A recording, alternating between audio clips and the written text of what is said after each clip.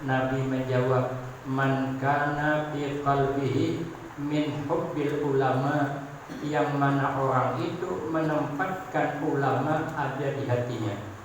Maka itu kita berusaha menempatkan orang-orang soleh ada di hati kita.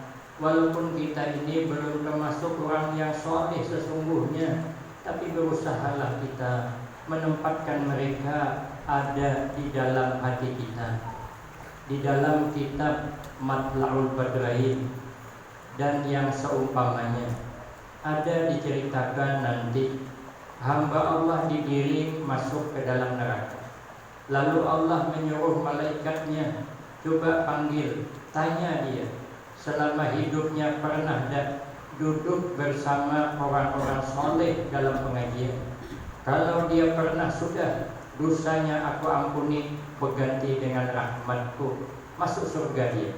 Rupa ditanya, kada pernah hadir di majelis mingguan, kada pernah hadir di majelis bulanan, kada pernah, apalagi nang harian dia tidak pernah. Coba tanya lagi, suahkah sekampung awan orang alim? Apabila pernah sekampung dengan orang soleh, sudah, dosanya diampuni, masuk surga dengan rahmatku. Rupanya kada pernah juga sekampung dengan Tuan Guru. Mungkin bagaimana di mana begitu. Maka kada pernah ada Tuan Guru di tempat itu. Makanya kita bersyukur di tempat kita nih masih ada guru-guru kita nang Tuhan. Apalagi guru-guru kita nang di samping ini memang sudah diakui ayah. Ayah pernah manggil saya dibawa kawan berdua.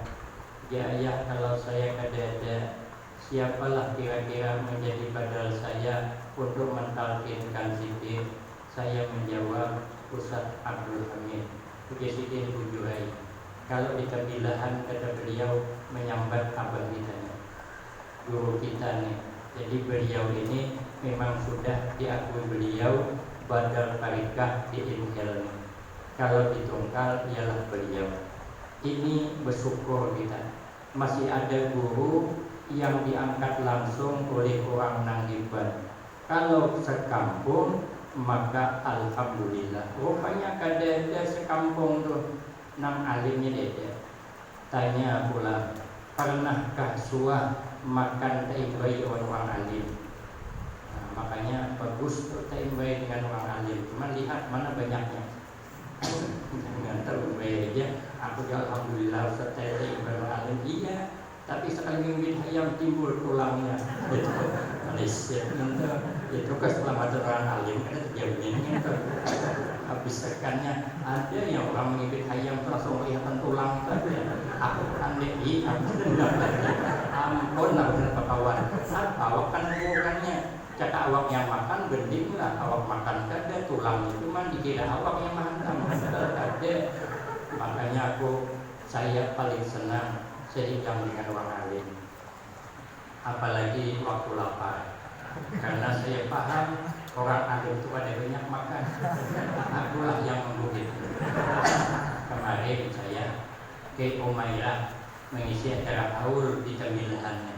Jadi kata Ustaz Anwar Adabili, Ustaz hendaklah umpat mengambil sidin ke Jambi. Saya pikir kesempatan tidak datang dua kali. Kalau masalah kesibukan mana ada kita yang sibuk terus.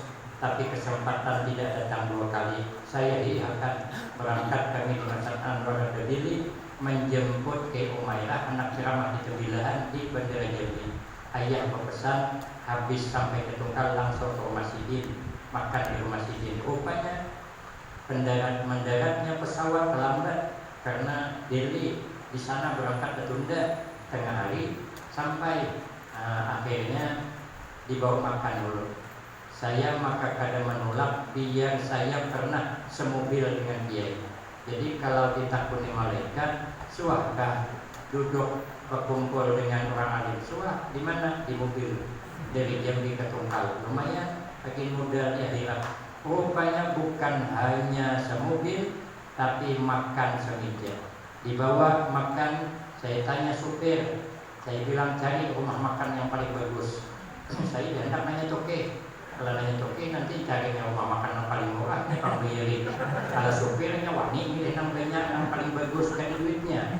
Jadi masuk kulihat miliknya sebanu teraso. Maka lawangnya nang bakaca tuh na durung tarik. Masuk kayak kok nyaman di dalam bersih. Dan ada humap lalu, tapi membayarnya humap. Sekalinya ku itihi makanan padas. Aku kan kadang-kadang bisa makan yang padas. Mah pangade. Makanannya keras, dia bisa menelan kok.